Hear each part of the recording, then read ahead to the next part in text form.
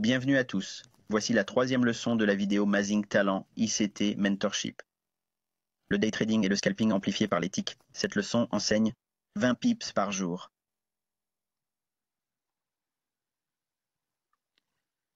Ciblez 20 pips par jour. Avant d'entrer dans le vif du sujet, il convient de préciser que vous n'allez pas faire 20 peps tous les jours. Point. Je ne peux pas vous le promettre. Personne ne peut vous le promettre. D'accord, mais il y a certaines choses que nous allons couvrir ici aujourd'hui qui nous donnent un potentiel de chasse à l'objectif quotidien. Tous les jours de bourse ne sont pas tous les jours comme les autres, de sorte qu'un jour peut avoir beaucoup plus d'opportunités qu'un autre jour. D'autres jours peuvent n'offrir aucune opportunité. Malgré ce que vous montrent vos graphiques, vous devez garder à l'esprit que nous savons tous qu'il y a eu une baisse des prix. Nous savons tous qu'il y a eu de nombreuses fois où j'ai regardé les choses et annoncé certaines choses qui ne se sont pas produites et de penser que certaines choses allaient se produire et qu'elles ne se sont pas produites du tout. Dans l'idéal, vous souhaitez gagner 20 pips sur chaque day trade que vous réalisez. Ainsi, à chaque fois que vous effectuez une transaction, vous réalisez des profits, vous devez au moins faire des profits. Prenez quelque chose à 20 pips. C'est le moyen le plus sûr de gagner 20 pips par jour. Si vous essayez de trader tous les jours, ce n'est pas que je le préconise ou que je vous incite à le faire. Mais si vous le faites, c'est que vous n'avez pas le choix et que vous obtenez 20 pips, essayez toujours de mettre en banque quelque chose à 20 pips. Cependant, il y a quelques techniques que l'on peut utiliser pour trouver un scalp de 20 pips presque tous les jours. Encore une fois, l'accent est mis sur le mot « presque ». Le trader doit toujours faire ses devoirs et déterminer quel est l'environnement actuel du marché. Consolidation, renversement, et expansion. Tout est question de profilage du marché. Dans cette leçon, je vais vous enseigner deux méthodes avec lesquelles j'aime scalper et devise 20 pips.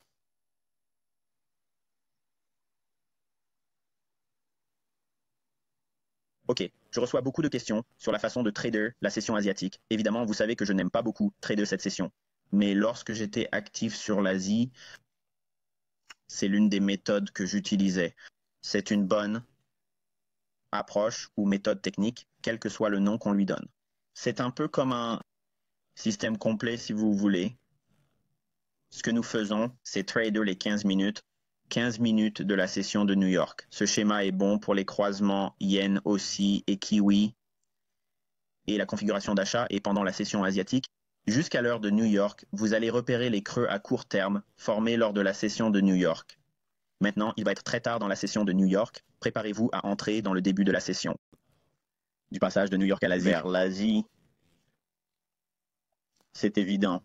Je ne parle pas de l'Australie et de l'Asie. L'Australie et la Nouvelle-Zélande, mais dans ma façon de penser, c'est de New York vers l'Asie.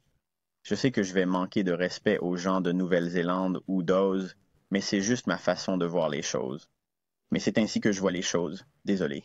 Donc, pour moi, la fin de New York, c'est en fait aller en la Nouvelle-Zélande et en Australie. Permettez-moi donc de l'ajouter comme ça, de vous le dire comme ça, mais la façon dont je l'interprète, c'est que lorsque New York ferme, nous entrons en Asie. C'est ainsi que je l'interprète. Je suis donc certain que certains d'entre vous qui sont très, très critiques vont vouloir me corriger et dire que ce n'est pas vraiment ce que c'est, mais je dis juste que c'est ma façon de faire. C'est ainsi que je procède. Si cela signifie quelque chose autre chose pour vous, je ne l'échange pas beaucoup parce que je pense que tout le volume devrait être fait à Londres et à l'étranger. New York. Mais par souci d'exhaustivité, pour ceux qui sont de bureaux sur le continent nord-américain, ils ne peuvent tout simplement pas participer pour une raison ou une autre à cause du sommeil, travail, affaires, peu importe, circonstances de la vie. Si vous voulez négocier la session asiatique, voici un moyen sûr de le faire. La configuration d'achat, répétée à l'envi, se situe pendant la session asiatique jusqu'à midi, heure de New York. Nous allons repérer les creux à court terme, formés lors de la séance de New York, en négociant longtemps après que l'Asie ait sondé le creux. En d'autres termes, ce que nous recherchons, c'est une position longue de type soupe de tortue. La configuration de vente se fait pendant la session asiatique jusqu'à midi, heure de New York. Nous allons rechercher les sommets à court terme formés lors de la session de New York, en négociant à découvert après que l'Asie ait sondé les sommets. Nous nous basons sur un graphique de 5 minutes. Nous visons 20 pics et c'est une cible fixe. Fixe, nous ne le graduons pas. Nous n'essayons pas de nous transformer en un énorme montagneux de pépins. C'est du 20 pour 20. 20 arrêts. 20 cibles. C'est tout. À quoi cela ressemble-t-il? Eh bien, nous en avons ici un exemple. Exemple. Comme l'indique le graphique, vous pouvez voir qu'il qu'il y a un sommet à court terme formé avant le début de la session asiatique. Et ce sommet à court terme va avoir une très petite poche de stop reposant au-dessus. Elle est délimitée ici par les stops tardifs de New York. Maintenant, quand je regarde ça, je l'interprète comme très très faible volume. Très faible volume. Essentiellement, ce que nous faisons, c'est que nous démarrons la fourchette asiatique. Ce que nous faisons, c'est interpréter le haut de la fourchette asiatique en train de se former. Quand un mouvement au-dessus de ce sommet à court terme, avant le début de la session de l'agent, sur une base de 5 minutes, s'il se négocie au-dessus de ce sommet, nous pouvons envisager une vente à découvert et prendre 20 pips, et prendre 20 peps. Les plages bleues que vous allez voir dans cette vidéo délimitent ce à quoi ressemble 20 pips. Il est évident que tous ces vont parfois plusieurs pips au-delà de 20 pips, mais juste pour savoir à quoi cela ressemble, savoir à quoi cela ressemble et quelle est l'ampleur de l'opportunité, je vous le montre dans un spectre de 20 pips. La configuration se produit généralement avant minuit à New York. Ce que nous faisons, c'est que nous négocions à l'intérieur de la fourchette asiatique. En s'attendant à ce que le range asiatique soit ce qu'il est typiquement une consolidation, souvent ce sommet asiatique se forme après un sommet à court terme comme celui qui est délimité sur votre graphique. Une fois qu'il est atteint, il l'estompe et le prenne dans l'autre sens, ce qui donne le plus bas de la fourchette asiatique. Souvent, la fourchette asiatique est beaucoup plus large que 20, 30 ou 40 pips, mais souvent il est au moins suffisant pour en tirer 20 pips. Voici un autre exemple. Voici le dollar-yen. Un autre sommet à court terme. Le prix se négocie au-dessus pendant la session asiatique. Fade 20 peps. Avant minuit, pendant le range asiatique tel que nous le définissons. Asiatique tel que nous la définissons. Donc entre 8 heures du soir, heure de New York, nous voyons un petit rallye à la hausse. Il s'estompe et le prix se négocie à la baisse. 20 pips vous permettent de mettre cela en réserve. Maintenant, regardez vers l'extrême gauche du graphique et vous verrez qu'il y a un écart de juste valeur. C'est ce que, en fin de compte, le prix a cherché à atteindre. Il y a donc beaucoup plus de potentiel de baisse que ces 20 pips. C'est ce qui fait la force de ces transactions. À mon avis, favorable si vous allez trader l'Asie. Vous n'essayez pas de devenir riche avec eux, vous n'essayez pas de faire 100 pips, mais vous utilisez toutes les idées de la matrice de taux PDA que je vous ai données en termes de primes et de réductions pour les atteindre également sur ces cadres de temps inférieurs.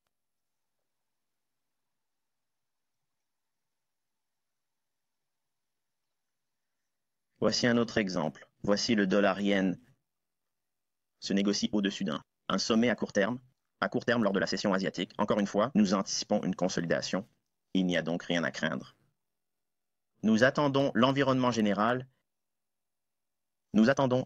latéral général créé par la session asiatique. Au départ, vous allez dire, que se passera-t-il si le cours continue de monter? Vous serez alors arrêté. Votre stop est à 20 peps.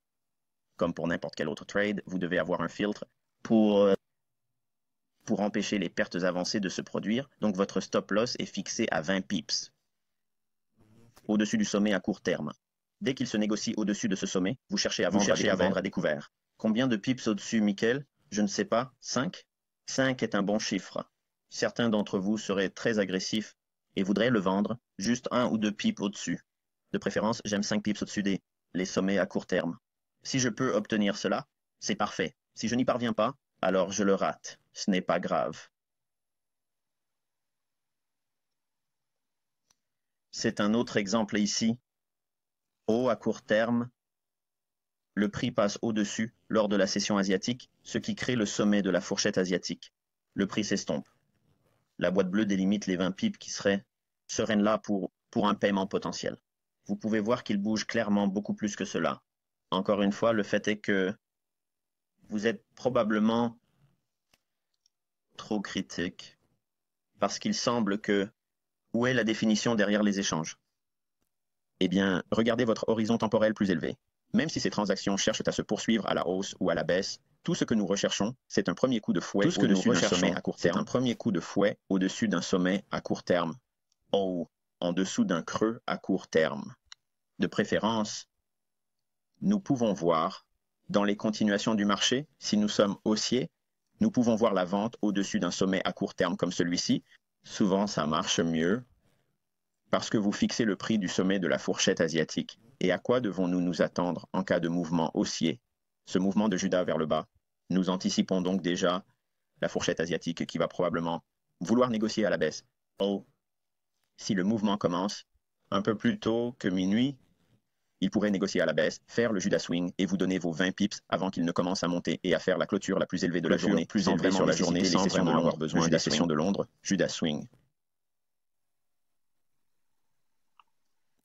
Un autre exemple ici, c'est le dollar kiwi. Au début de la session asiatique, nous avons un plus bas à court terme.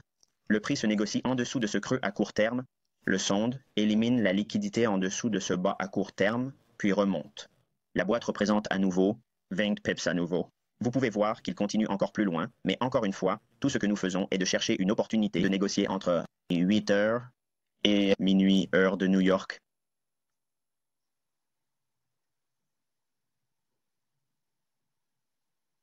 D'accord, notre deuxième façon de scalper, 20 pips. Nous allons trader l'expansion de New York, et c'est un modèle qui est bon pour toutes les paires. Ce n'est pas spécial. Vous savez, une paire préférée, c'est une application universelle et la configuration d'achat est pendant la session de New York, jusqu'à 10 heures du matin, heure de New York. Nous sommes en train de scalper les plus bas à court terme. À l'ouverture de la bourse de New York, la négociation est longue après que New York a sondé les plus bas alors que la session de Londres a affiché le plus bas journalier et que la fourchette moyenne journalière de 5 jours est toujours en suspens. En d'autres termes, la fourchette moyenne journalière de 5 jours n'a pas été remplie pour la journée. Londres a atteint le plus bas de la journée jusqu'à présent. Nous avons rebondi à partir de Londres. Le prix recule à New York et se négocie en dessous d'un plus bas à court terme de 5 minutes. Lorsque cela se produit, nous achetons des positions longues sous ce creux à court terme dans l'esprit qu'il s'agit d'une soupe de tortue. Il revient pour des ventes à court terme. Et nous allons rechercher une expansion vers la fourchette moyenne journalière de 5 jours. La configuration de vente est tout à fait opposée. Pendant la session de New York jusqu'à 10 heures, heure de New York, nous allons rechercher les sommets à court terme formés lors de la séance d'ouverture de New York, en négociant à découvert après que New York ait sondé les sommets, alors que la séance de Londres a enregistré un sommet quotidien et que la fourchette quotidienne moyenne sur 5 jours pour ce jour particulier est encore à réaliser ou en attente. Là encore, le scénario est le même, mais il est inversé. Nous recherchons un jour où Londres a déjà affiché un sommet quotidien. Nous sommes très favorables à ce que ce soit le sommet quotidien. Les séances de New York ont un peu de recul. Plus haut, il se négocie au-dessus d'un sommet à court terme de 5 minutes. Il prend des d'achats au-dessus d'un sommet à court terme de 5 minutes. Et la fourchette quotidienne moyenne des 5 derniers jours n'a pas encore été atteinte. C'est dans ces conditions que nous cherchons à négocier. Nous nous basons sur un graphique de 5 minutes. Encore une fois, nous visons 20 pips. Il est fixé avec un stop-loss à 20 pips. À quoi cela ressemble-t-il? Eh bien, nous avons ici un dollar australien sur un graphique de 5 minutes. Le prix a atteint un plus bas à Londres, a connu une certaine expansion, il s'est rétracté. Et sur un graphique de 5 minutes, nous pouvons voir un creux à court terme, violet, et aussi les échanges vers le bas dans quoi?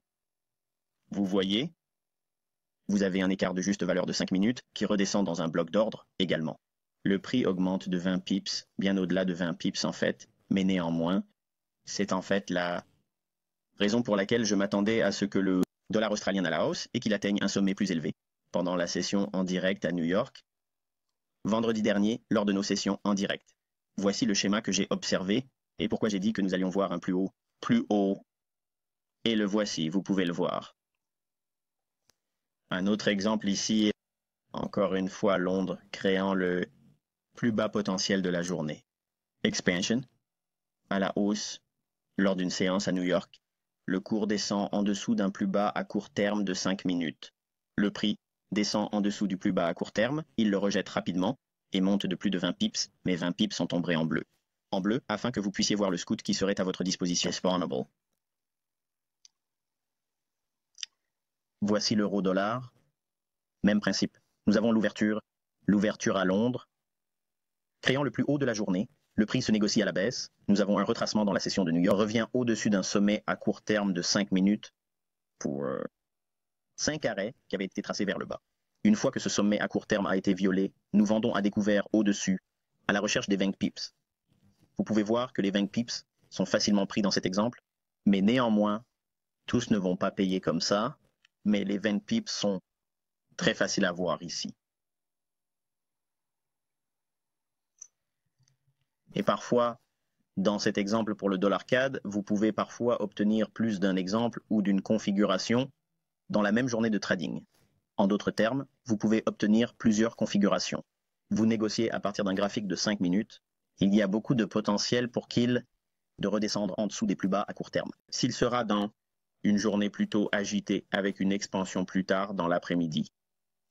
Ici, nous avons une bas de Londres qui s'est formée et le prix a augmenté après le qui s'est formé au début de Francfort.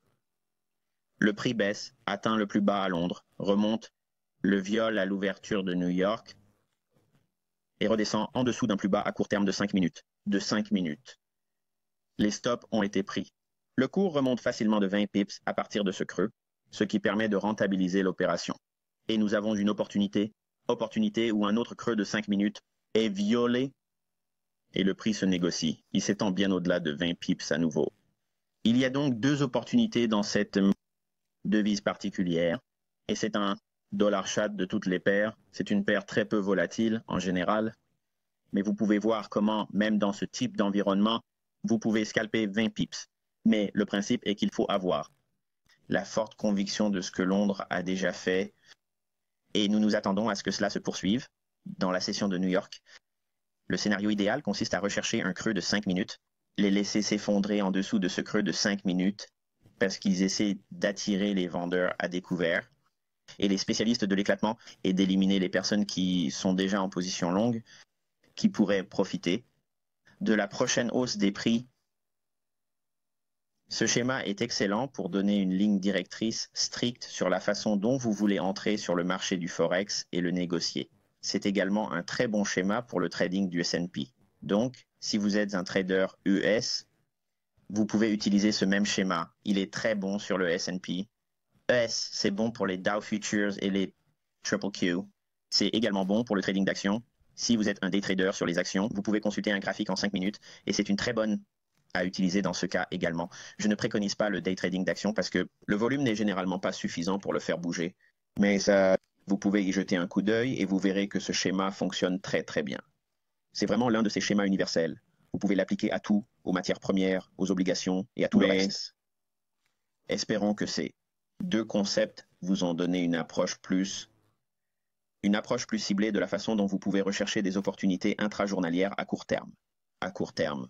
Elles ne sont pas toujours là, mais en général, si vous regardez un grand nombre de paires et que vous ne faites que du scalping intraday à court terme, si vous y allez à fond, il y a quelque chose que vous pouvez pratiquer tous les jours. Et remarquez que j'ai dit pratique, parce que je ne veux pas que vous pensiez que vous pouvez faire du trading tous les jours et essayer d'obtenir trop de pips. Mais si vous regardez un grand nombre de paires, vous avez besoin de 10 ou 15 paires, vous trouverez quelque chose comme ça chaque jour de trading. Alors, à la prochaine leçon, je vous souhaite bonne chance et un bon trading.